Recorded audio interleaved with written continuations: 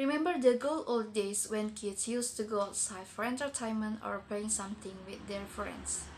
But everyone these days has some sort of social media or electronic device that they can use for entertainment instead of going outside.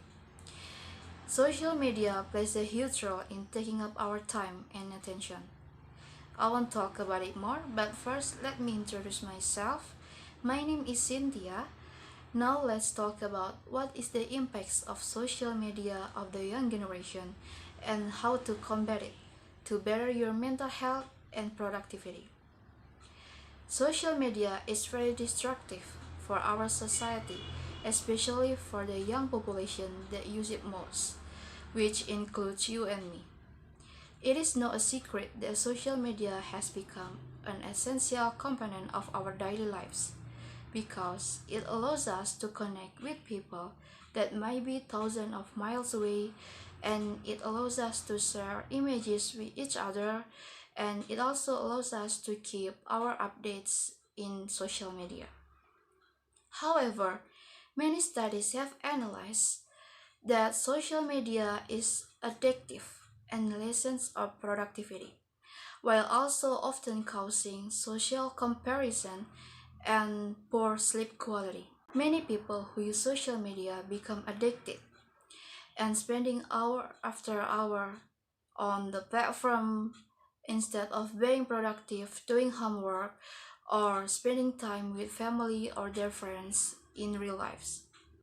The overuse of social media can actually spur anxiety and depression. For example, we often make comparison between other people. People tend to compare themselves on social media, which can either weaken their ego or boost it. But this most likely always weaken their ego.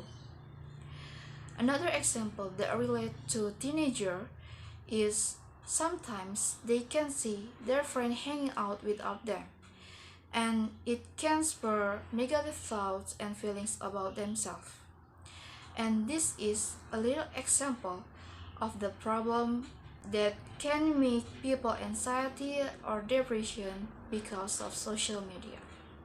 The next problem with social media is cyberbullying.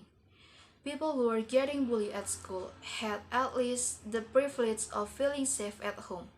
But now, with social media become more and more popular, this can increasing the number of cyberbullying.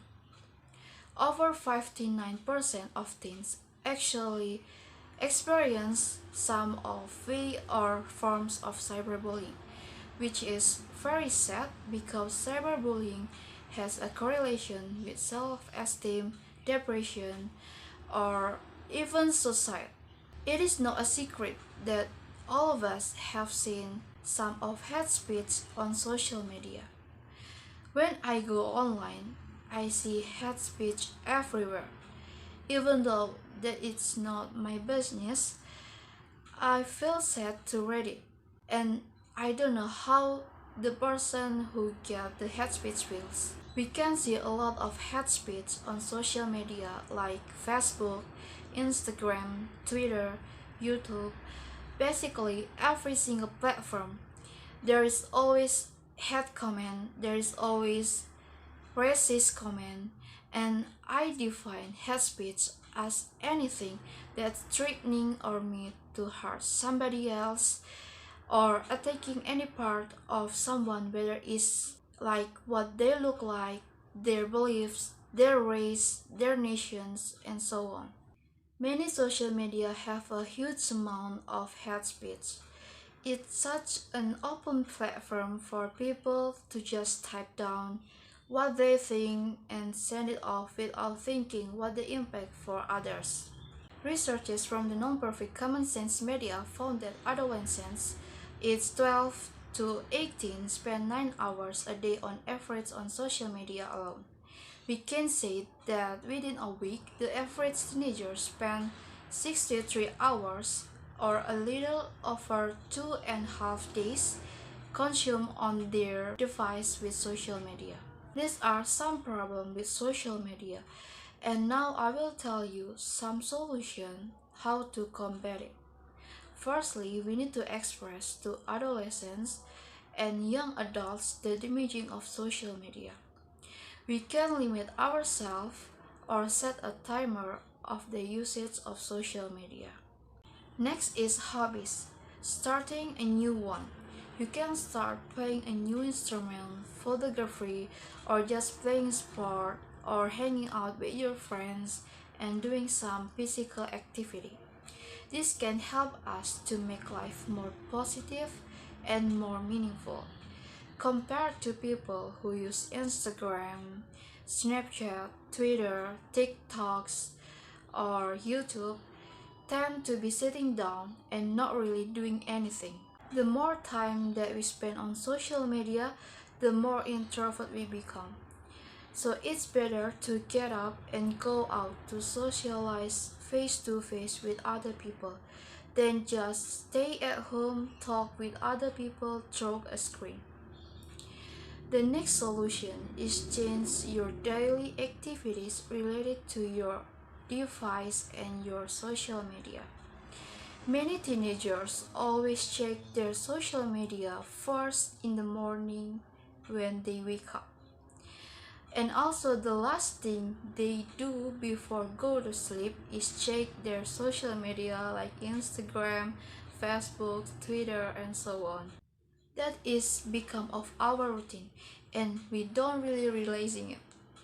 When we wake up, we can immediately make our bed, do a little workout maybe, and take a shower. So we will be more refreshed to start the day. Compared to playing on social media when just wake up, it can waste a lot of time lying on the bed and makes us lazy to start the day excitedly. Also, we have to avoid playing social media while we are going to sleep because when we are scrolling on social media, we will forget the time and often sleep late. On the other hand, our brains need to rest in order to wake up refreshed in the morning. All of these solutions can combat our bad habit on playing social media. So today, I talked about what the impacts of social media of the young generation and what are some solutions to combat it. I hope I persuaded you all to take little time out of each one of your day to make or do something that is meaningful for you and productive. Thank you.